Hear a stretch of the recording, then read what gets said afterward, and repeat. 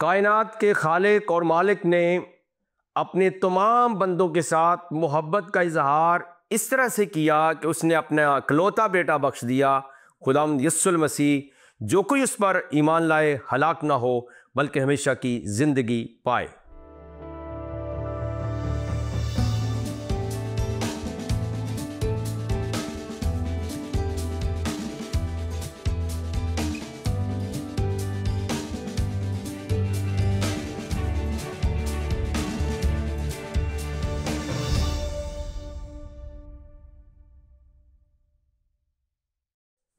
Programme दोस्ती का हाथ भाई सदीक के साथ मैं हूं आपका मेज़बान पास्टर सदीक पॉल। आप सबों की खिदमत में सलाम, शलोम और अस्सलामु अलैकुम।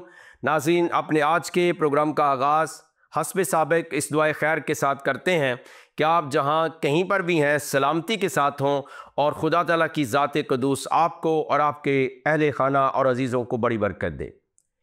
प्यारे दोस्तों, नाज़रीन, हमारा मौजू है तबसरा बुखारी शरीफ। और जैसा कि आप जानते हैं, पिछले हफ्ते हमने दूसरे वॉल्यूम को शुरू किया था, यानी जिल्द दोम को, और आपने वहाँ से इस्लाम की पाकीज़गी और फिर उनकी सुलह, उनके पावर में होने और पावर में ना होने से पहले, और किस तरह से वो ड्रामेटिक तौर पर अपनी नेचर को बदल लेते हैं, ये सुना था। आइए सिलसिला गुफ्तगू को आज आगे बढ़ाते हैं और आज हम सफ़ा नंबर 45 पर होंगे। और ये भी हम आपसे अर्ज़ कर दें कि जो कुछ हम कह रहे हैं वो अपनी तरफ से नहीं कह रहे, बल्कि सही बुखारी शरीफ जो है इस वक्त वॉल्यूम 2 यानी जिल्द दोम जो है वो मेरे हाथों में मौजूद है और हम वहाँ से आपके साथ गुफ्तगू कर रहे हैं। यहाँ पे लिखा है सफ़ा नंबर 45 है और लिखा है कि मालिक बिन अबी आमर अबू सुहेल ने उन्होंने अपने बाप से, उन्होंने अबू हुरैरा से, उन्होंने पैगम्बर इस्लाम से आपने फरमाया मुनाफिक की 3 निशानियां हैं। गौर के साथ सुनना है जी। जब बात कहे तो झूठ बोले, जब उसके पास अमानत रखें तो ख़यानत करे, और जब वादा करे तो खिलाफ करे। ये 3 निशानियां किसकी हैं जी? मुनाफिक की। हम आपके साथ पूरी दयानतदारी के साथ गुफ्तगू कर रहे हैं कि अगर पहली बात का आप जायज़ा लेंगे तो इनके मिसदाक कौन है? अभी मुल्ला या अलामा साहब पता किसको सुनाते हैं? अपने लोगों को सुना के खुश होते हैं। ये मुनाफिक की 3 निशानी है। और भाई आप खुद क्या हो? उम्मत मुस्लिमा का हाल क्या है? अगर मेरी बात पे यकीन ना आए तो आप डॉक्टर इसरार अहमद साहब को सुनिए, आप इंजीनियर मोहम्मद अली मिर्ज़ा साहब को सुनिए, आप डॉक्टर जुवेद अहमद गामदी साहब को सुनिए, और जितने न्यूट्रल अंपायर हैं इस्लाम के उनको सुनिए। वो आपको खुद कहेंगे कि इन्होंने, इनकी पस्ती का आलम ही ये है कि इन्होंने क्या किया है। ये वादा करते हैं, पूरा नहीं करते, खयानत करते हैं, झूठ बोलते हैं, मिलावट करते हैं, रिश्वत सतानी का बाजार गर्म है, एक दूसरे को गालियां निकालते हैं, कत्ल करते हैं, और इनके और बहुत सारे मामलात हैं जो इनको पस्ती की तरफ लेकर जा रहे हैं। तो जनाब, ये मुनाफिक की निशानियां नहीं। अब मुनाफिक कौन है? वो कहते हैं कि आयतुल मुनाफिका सलासा, ठीक है, यानी 3 निशानियां हैं उसके अंदर मुनाफिक की। और उनमें से पहली निशान क्या है? जब बात कहे तो झूठ बोले। अब ये शार बन गया है। और चूंकि मुसलमान रियायत रखते हैं, एक दूसरे के लिए बात नहीं करते, मगर प्रोग्राम दोस्ती का हाथ भाई सदीक के साथ ये इस्तेहकाक ले रहा है, ये बरकत ले रहा है कि आपके साथ सच बोला जाए कि आप बात मामला करके देख ली, एक दूसरे मुसलमान से दूसरा मुसलमान ना खुश है, उन्हें जी छोड़े जी, ये जब भी बात करें झूठ बोलते हैं, मिलावट करते हैं, हमारे मुसलमानों का कोई हाल नहीं है। तो जनाब, ये मुनाफिक की निशानियाँ नहीं, बल्कि ये तीनों निशानात अगर आज की दुनिया के अंदर देखें तो ये मुसलमानों के अंदर बदरजाए उत्तम पाए जाते हैं। अब ज़रा उन लोगों का भी हाल सुन लें जो कहते हैं जी पैगम्बर इस्लाम जो चाहें वो कर सकते हैं। यहाँ पे अहले हदीस जो सल्फ़ी लोग हैं और फिर बरेलवी सुन्नी लोग जो हैं, हनफी हैं, उनके दरमियान में, शिया मुसलमानों के दरमियान में झगड़ा है। कुछ लोग कहते हैं जी पैगम्बर इस्लाम आलम गैब भी हैं, यानी इल्मुल गैब भी उनके पास है। उनके पास जो है वो अल्लाह के ख़जानों को बांटने वाले, वो हर चीज़ जानते हैं, वो हाज़र नाज़र है, वो नूरन अला नूर है। और बहुत सारी हदीसें आपको सुनाई जाएंगी कि अल्लाह ने सबसे पहले जनाब पैगम्बर इस्लाम के नूर को पैदा किया। हालांकि जब आप किताब मुक़द्दस में से, बाइबल मुक़द्दस में से, मैं सजेस्ट कर रहा हूँ, राय दे रहा हूँ, आपको मशवरा दे रहा हूँ कि आप यूहन्ना की इंजील शरीफ पढ़िए, पहला बाब और पहली आयत से लेकर उसकी 14वीं आयत तक पढ़ लीजिए, तो आपको मामला क्लियर हो जाएगा कि सबसे पहले कौन था और सबसे पहले कौन मौजूद है, और हकीकी नूर जो इस दुनिया में आने को था वो कौन है, जिसकी गवाही जो है, जिसका इतराफ़ जनाब हज़रत ज़करिया के बेटे जनाब याहिया जॉन द बैप्टिस्ट ने यूहन्ना की इंजील शरीफ में कहा कि हकीकी नूर खुदावंद यीशु अल मसीह है। और कौन नूर हो सकता है? नूर के अंदर तरीकी नहीं, नूर के अंदर झूठ नहीं, नूर के अंदर अदावत नहीं, नूर के अंदर नापाकी नहीं, नूर के अंदर गुनाह नहीं, ख़ता नहीं, जुल्म नहीं, इस्म नहीं और बहुत सारे मामलात नहीं। और नूरन अला नूर खुदावंद यीशु मसीह की ज़ात अक़दस है। मगर चूँकि ये सुन्नी, बरेलवी, हनफी और फिर शिया मुसलमानों की अकीदत का मामला है, लेकिन आइए हम पढ़ के सुना देते हैं कि जनाब आप कहते हैं वो सब कुछ कर सकते हैं, मालिक व मुख्तार हैं, बल्कि यहाँ पैगंबर की बात तो छोड़िए, आपने अली हजवेरी को कहा हुआ है कि गंज बख्शे फैज़ आलम मजहर नूर खुदा। मैं अगर सच बोलूं तो गंज बख्शे फैज़ आलम मत्ती की इंजील शरीफ 28वां बाब पढ़िए, जहाँ पे खुदावंद यीशु अल मसीह ने अल ऐलान का आसमान और ज़मीन का कुल इख्तियार मुझे दिया गया है, और फिर फरमाया कि आलम रवाह की कुंजियाँ मुझे दिया गई हैं और मेरे खोले हुए को कोई बंद नहीं कर सकता है। प्यारे अजीज़ों, ये वहाँ से बातें लेकर अपने ऊपर लगा दी गई हैं। और जनाब अली हजवेरी एक आम इंसान थे, चलो मुसलमानों के लीडर होंगे, और उनके लिए कहा गया कि गंज बख्श फैज़ आलम मजहर नूर खुदा। हालांकि मजहर नूर खुदा कौन है? खुदावंद यीशु अल मसीह की ज़ात कदूस है। गंज बख्श यानी ख़जानों के बांटने वाले कौन है? खुदावंद यीशु अल मसीह हैं। हालांकि पूरे कुरान शरीफ में मोजज़ात की ताकत और तसर्रुफ़ जनाब पैगम्बर इस्लाम को नहीं दिया गया, उसके ऊपर मलका जो कुदरत हासिल है वो खुदावंद यीशु अल मसीह को है। लेकिन आइए ज़रा हदीस को पढ़ते हैं, ये वॉल्यूम 2 है और सफ़ा नंबर 48 है। कहते हैं कि एक आयत उतारी और अपने नज़दीक के नाते वालों को अल्लाह के अज़ाब से डरा, तो रसूल खड़े हुए, यानी ये आयत उतरी कि जो है अपने नज़दीक के नातेदारों को जो है वो डरा। तो कहते हैं कि पैगम्बर इस्लाम खड़े हुए और आपने फरमाया, कुरैश के लोगों, या ऐसा ही कोई और कलमा, ये नहीं सही पता कि क्या कहा, लेकिन ऐसा ही, तुम लोग अपनी अपनी जानों को नेक अमाल के बदले मूल ले लो, बचा लो, मैं अल्लाह के सामने तुम्हारे कुछ काम नहीं आने का। ये साफ लिखा है कि मैं कुछ भी तुम्हारे काम आने का नहीं, यानी उसकी मर्जी के खिलाफ मैं कुछ नहीं कर सकने का। अब्द मनाफ के बेटो, मैं अल्लाह के सामने तुम्हारे कुछ काम नहीं आने का। सफ़िया मेरी फूफी, मैं अल्लाह के सामने तुम्हारे कुछ काम आने का नहीं। फातिमा मेरी बेटी, तू चाहे जो मेरा माल मांग ले, लेकिन अल्लाह के सामने मैं तेरे कुछ काम नहीं आने का। ये पैगम्बर इस्लाम की जनाब मन हदीस है। हत्ता के अपनी महबूब बेटी से भी कह दिया कि मैं तेरे कुछ भी काम आने का नहीं हूँ। ये देखिए कि ये बात हदीस के अंदर वाज़े तौर पे लिखी हुई है। अब तबसरा ये है कि जनाब हम बुखारी शरीफ के अंदर ये जो हदीस मौजूद है कि आप कुरैश वालों को कहते हैं मैं आपके किसी काम आने का नहीं अल्लाह के सामने, फिर अब्द मनाफ के बेटो, फिर सफ़िया को कहा, फिर अपनी बेटी को कह दिया, ठीक है। आप कहते हैं कि वो शाफ़ी उम्म है, सारे कौमों की शफात करेंगे। हालांकि अज़ान के बाद आप उनके लिए दुआए शफात पढ़ते हैं कि अल्लाह उनको उस मकाम महमूद तक पहुँचा दे जिसका तूने उनसे वादा कर रखा है। तो भाई अगर अल्लाह ने ही वादा किया है तो फिर दुआ करने की क्या ज़रूरत है? हालांकि बाइबल मुक़द्दस ने क्लियर कर दिया है कि किबरिया की दानी तरफ जो मकाम महमूद है उसके ऊपर फाइज कौन है? वो खुदावंद यीशु अल मसीह की ज़ात कदूस है, अज़रुए बाइबल मुक़द्दस। और ये कहने का हमारा पूरा हक है क्योंकि कुरान शरीफ ये कहता है लाकुम दीनुकुम वलिय दीन, तुम्हारे लिए तुम्हारा दीन है और हमारे लिए हमारा दीन है।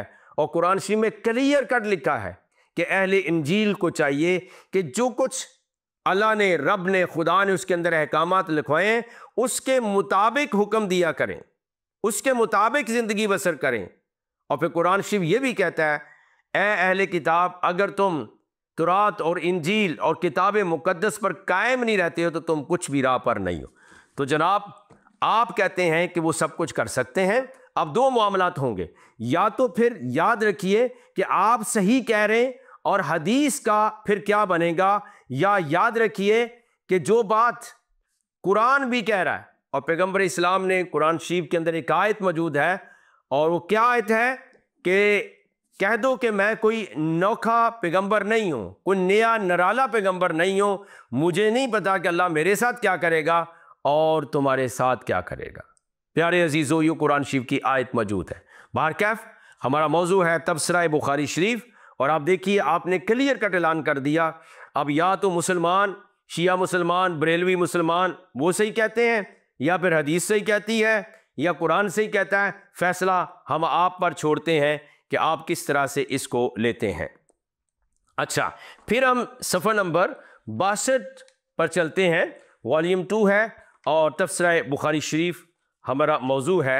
आप ज़रा यहाँ से एक बात को देखिए, यहाँ पे लिखा है कि अल्लाह ने मुसलमानों से उनके जान और माल ख़रीद लिए हैं जन्नत के बदले। वो अल्लाह की राह में काफरों से लड़ते हैं, मारते हैं, मारे जाते हैं। अल्लाह का ये वादा सच्चा है तुरात, इंजील, कुरान में, और अल्लाह से बढ़कर कौन कौल का पक्का हो सकता है। अच्छा, ये तीन बातें जो है वो तीन किताबों का नाम यहाँ पे लिखा हुआ है। वो कहते हैं होता क्या है कि वो अमवालहुम बिअन्ना लहुम जन्नता युकातिलूना फी सबीलिल्लाह व यक्तलूना वादन अलैहि हक्कन फित तौराते वल इंजीले वल कुरान।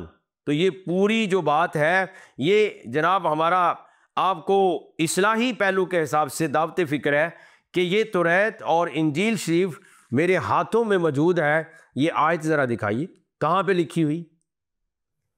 अब दो बातें होंगी, या तो ये हदीस का कुछ करना पड़ेगा, या आप कहते हैं जी तौरात, ज़बूर और इंजील सहाइफ़ अंबिया खुदा का कलाम है, या उनके अंदर साबित करना पड़ेगा। अगर इनके अंदर वो बात नहीं है तौरात और इंजील के अंदर, फिर आपने कैसे कह दिया। जैसे कि आप माह रमज़ान में कहते हैं कि मुसलमानों तुम पर रोज़े फ़र्ज़ किए गए, सूरह बकरा की आयत का तर्जुमा पढ़ रहा हूँ, जैसे पहली उम्मतों पर फ़र्ज़ थे। तो हम ये आपको दावत फ़िक्र देते हैं कि आप पहली उम्मतों में जनाब मान 30 रोज़े फ़र्ज़ दिखा दें, फ़र्ज़ 40 रोज़े फ़र्ज़ दिखा दें, 20 रोज़े फ़र्ज़ दिखा दें, 10 रोज़े फ़र्ज़ दिखा दें। आप दिखाएं फ़र्ज़ कहाँ हुए। अगर पहली उम्मतों से मुराद मसीही और यहूद हैं तो ये खुदावंद का कलाम, अहले किताब का ज़िंदा कलाम मेरे हाथों में मौजूद है। इसमें तो कोई ऐसी फ़र्जियत शामिल भी नहीं है और बयान भी नहीं हुई है। तो जनाब आप जो चाहें वो करते रहें, तौरात और इंजील का नाम ले लें और कुरान को भी साथ मिला लें, लेकिन ये बातें आपको साबित करनी पड़ेंगी। अभी हम चलते हैं जी पेज नंबर 67 पर, और यहाँ पर एक आपको हूरों का बहुत बड़ा तज़किरा इस्लाम में होता है कि हूरें ऐसी होंगी वैसी होंगी। ज़रा आ जाइए हम आपको बयान सुनाते हैं। कहते हैं जी कि बाबल हूरल ऐने वल सिफ्तहिन्ना, ठीक है जी, कि बड़ी आंखों वाली हूरों का बयान और उनकी सिफ्त। कहते हैं जिनको देखकर कैसे होगा जी, आंख हैरान होगी, उनकी आंख की स्याही भी बहुत तेज़ और सफ़ेदी भी बहुत तेज़ होगी। अल्लाह ने जो फरमाया है कि वह ज़ौजा ना हम, यानी उनका निकाह कर दिया।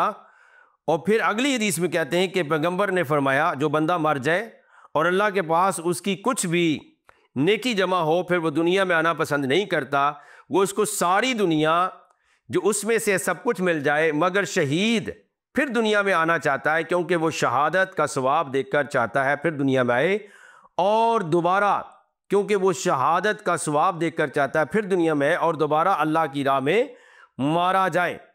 आज ये भी हम बयान कर दें और शक को दूर कर दें कि पूरे कुरान शरीफ में अल्लाह की राह में मारे जाने वालों को, कत्ल किए जाने वालों को या कत्ल हो जाने वालों को पूरे कुरान शरीफ में शहीद नहीं कहा गया। और आप कहते हैं जी हमारा फलां शहीद है, फलां शहीद है। अच्छा, अगर सुन्नी मुसलमान जो हैं या वहाबी या देवबंदी जो है वो शिया को मार दें तो शिया कहते हैं हमारे शहीद हैं। अगर शिया उनको मार दें वो कहते हैं जी हमारा बंदा भी शहीद है। आपस में लड़ते हैं तब भी शहीद है। लेकिन आज तक शायद ये बात आपने ना सुनी हो, क्योंकि उर्फ़ आम में मशहूर होगी ना जी हमारे मुसलमान शहीद हैं। और एंकर हजरात भी और जितने जर्नलिस्ट होते हैं वो भी ये लिखते हैं कि जब कोई मुसलमान हमारा शहीद हो गया, जब कोई मसीही यहूदी हलाक हो गया, वासिल जहन्नम हो गया। आपको दावत फ़िक्र है कि पूरे कुरान शरीफ में अल्लाह की राह में यानी जहाद करते हुए जो मारा जाए, कत्ल हो जाए, उसके लिए लफ्ज़ शहीद नहीं बोला गया। याद रखिए इस बात को। तो ये ज़िम्नन मैंने अर्ज़ कर दिया ताकि मुफीद मालूमात आप तक पहुँचें। तो कहते हैं जी कि ये एक शहीद वाहिद होगा जो कहेगा दोबारा जाऊँ फिर मारा जाऊँ। हमीद ने कहा मैंने अनस से सुना, उन्होंने पैगम्बर इस्लाम से आपने फरमाया अल्लाह की राह में सुबह या शाम को चलना देना और जो कुछ उसमें है उससे बेहतर है, और बहिश्त में एक कमान या कोड़े बराबर जगह देना दुनिया माफ़ी हा से बेहतर है। अगर बहिश्त की कोई औरत हूर ज़मीन वालों को झांके, उनकी तरफ रुख करे तो ज़मीन से आसमान तक रोशनी हो जाए और खुशबू से महक जाए, और हूर की जो ओढ़नी है दुनिया माफ़ी हा से बेहतर है। ये बहुत कम बयान हुआ है जनाब मन। हम आपको सुनाना चाहते हैं, बताना चाहते हैं कि अगर आपने मज़ीद मालूमात हासिल करनी हो तो पता है जन्नत के हसीन मनाजर एक किताब है, ज़रा पढ़ लीजिए। उसके मोटे मोटे नुकात मुख्तसर अर्ज़ कर देता हूँ कि वहाँ जनाब जो हूर आपको मिलेगी वो शीशे की तरह ट्रांसपेरेंट होगी। वो जो पानी पिएगी उसकी रगों में से पानी गुजरता हुआ नज़र आएगा, उसकी पिंडलियों का गोदा नज़र आएगा। और ये अजीब लगता है कि वो जन्नत क्या होगी, क्योंकि अब सारे जन्नती होंगे, सबको हूरें मिलेंगी, सबकी पिंडलियाँ भी नंगी, जिस्म भी ट्रांसपेरेंट, कोई पर्दा ही हायल नहीं है। और फिर हर सेक्स के बाद वो पहली वर्जिन होंगी यानी कुंवारी हालत में होंगी, और एक मर्द को 100 के बराबर ताकत दी जाएगी। और ये सारी बातें जन्नत के हसीन मनाजर किताब में मौजूद है। और अगर किसी को ना मिले आप हमारे प्रोग्राम के ज़रिए में लिख सकते हैं, कमेंट्स में ज़ाहिर कर सकते हैं, हम आपको किताब के वो स्क्रीनशॉट लेके भेज सकते हैं। और फिर यहाँ तक भी लिखा है कि जन्नती दुआ करेंगे, अल्लाह उन पर हूरों की बारिश करेगा। तो अजीब सा समा बयान कर दिया गया है। हालांकि जनाब हजूर खुदावंद यस्सु अल मसीह से यह सवाल किया गया कि एक औरत है, उसने एक से शादी की, वो मर गया, फिर दूसरे, फिर 7 से, बताओ आखिरत में वो किसकी बीवी होगी? तो हजूर खुदावंद यस्सु अल मसीह ने, जिनकी अपनी ज़ात में लस गुनाह और ये शहवती और शहवानी ख्यालात शामिल नहीं थे कि वो नूरन अला नूर है, वो रूहुल्लाह है, वो कलमतुल्लाह है, वो नूर मुजस्सम है, पाकीज़गी ही पाकीज़गी है। उन्होंने फरमाया कि आखिरत में शादी और ब्याह ना होगा बल्कि फरिश्तों की मानद ज़िंदगी होगी। दावत फ़िक्र है नाज़रीन आपको, आप किस तरह की ज़िंदगी यहाँ गुजारना चाहते हैं। जैसे आप ज़िंदगी यहाँ गुजारेंगे वैसे ही आपकी आखिरत होगी। अगर आपने हूर कसूर सेक्स का, मोटी मोटी आंखों वाली, पिंडलियों के गोदे, रगों में से पानी, और ये सारी हमेशा कुंवारी रहना, यानी वहाँ ऐसा लगता है कि जन्नत में जन्नतियों को कोई काम नहीं होगा। लेकिन जिस अबदी ज़िंदगी का तस्वर बाइबल मुकद्दस ने पेश किया है, वहाँ बर्रे का चेहरा चिराग होगा और कौमें उसकी रोशनी में चलें और फिरेंगी। ना वहाँ भूख होगी, ना वहाँ प्यास होगी, और सारे आंसू ख़त्म हो जाएंगे, और वहाँ कुद्दूस कुद्दूस पाकीज़गी, और वो हालत होगी जो हज़रत आदम के गुनाह में गिरने से पहले की थी कि खुदा ठंडे वक्त में बातें करता, और वहाँ गुनाह का नंगेपन का कोई तस्वर मौजूद नहीं था। प्यारे अजीज़ों, हम आपको दावत देते हैं, तफसीर बुखारी शरीफ मौजू है कि आप आएँ, ज़िंदगी को पाएँ, कसरत को पाएँ। आइए बाइबल मुकद्दस को पढ़िए और बेलौस खुदा से मोहब्बत कीजिए। खुदावंद का शुक्रिया अदा करते हैं कि मसीही लोगों का ईमान मुकम्मल और कामिल है, बग़ैर तमा के है, क्योंकि हमारे खुदाम यीशु मसीह ने कोई ऐसा वादा नहीं किया। आपकी मर्जी है, आप जिस भी सैराब और धोखे में रहना चाहते हैं या आप हकीकत की ज़िंदगी को पाना चाहते हैं, क्योंकि मसीह दो आलम ने फरमाया सच्चाई से तुम वाकिफ़ होगे और सच्चाई तुम्हें आज़ाद करेगी। तो जनाब ये थोड़ा सा बयान था कि वहाँ पर तस्करा क्या है और किस तरह से हूरों का बयान किया गया है। सफ़ा नंबर 75 है जी। ज़रा शराब का बयान सुनते हैं और लड़ाई का बयान सुनते हैं। अब ज़रा सुन लीजिए सफ़ा नंबर 75 पर हमसे अली बिन अब्दुल्ला ने बयान किया, कहा हमसे सुफियान बिन ईनिया ने, और उन्होंने उमरू बिन दिनार से, उन्होंने जाबर बिन अब्दुल्ला से सुना कि ओहद के दिन सुबह को बाज़े लोगों ने, जैसे जाबर के वालिद अब्दुल्ला ने शराब पी, फिर जंग में काफरों के हाथ से शहीद हुए। लोगों ने सुफियान से पूछा क्या उस दिन आखिर वक्त भी पी थी? उन्होंने कहा ये तो इस हदीस में नहीं है, लेकिन थोड़ी सी पी ज़रूर ली थी। ठीक है जी। यानी कैसे? अब देखिए यहाँ पर जो बात लिखा हुआ है वो बड़ी ज़बरदस्त है। वो कहते हैं कि हुआ क्या था कि अस्तबा नासो अल खमरा यौमा उहुद सुम्मा कोतलु शुहदा। अब कहते हैं कि जनाब फिर उन्होंने शराब पी, फिर जंग में काफरों के हाथ से शहीद हुए। तो जनाब आपका बंदा अगर शराब भी पी ले फिर भी शहीद होता है। दूसरों के कहते हैं जी ये शराबी हैं, कबाबी हैं। और भैया खुदा का वास्ता, जितनी शराब आलम इस्लाम में पी जाती है शायद उतनी बाहर भी नहीं पी जाती। फिर आप छुप कर पीते हैं, पीते भी ज़रूर है। और आज ज़िमनी तौर पर, क्योंकि हमारा मौजू तो तफसीर बुखारी शरीफ है, ये कुरान शरीफ जी मेरे हाथों में मौजूद है और दावत फ़िक्र है तमाम मुसलमान बहन भाइयों को। ये कहते हैं ना जी कि शराब हराम है, अस्तगफिरुल्लाह जी शराब हराम है, ये काफिर पीते हैं। नो, पूरे कुरान शरीफ में खमर को, शराब को लफ्ज़ हराम के साथ बयान नहीं किया गया। पूरे कुरान शरीफ में सूरा फातिहा से लेकर सूरा वन्नास तक, यानी आखिरी सूरा तक, पूरे कुरान शरीफ में हर्रमा या हराम का लफ्ज़ खमर के साथ, शराब के साथ पूरे कुरान शरीफ में मौजूद नहीं है। आप कहेंगे मौलवी तो कहता है, मुल्ला तो कहता है, तो यही तो दावत फ़िक्र है ना जी। आप कुरान अपने हाथों में पकड़िए, मुल्ला के पास जाइए, उन्हें कह जी यहाँ जो जो चीज़ें हराम हैं उनके साथ कुरान ने लफ्ज़ हराम इस्तेमाल किया है। उसने कहा जी मुर्दार तुम पर हराम है, खून तुम पर हराम है, सुवर तुम पर हराम है, और गैरुल्लाह के नाम पर जो चीज़ या कुर्बानी या बात की जाए वो हराम है।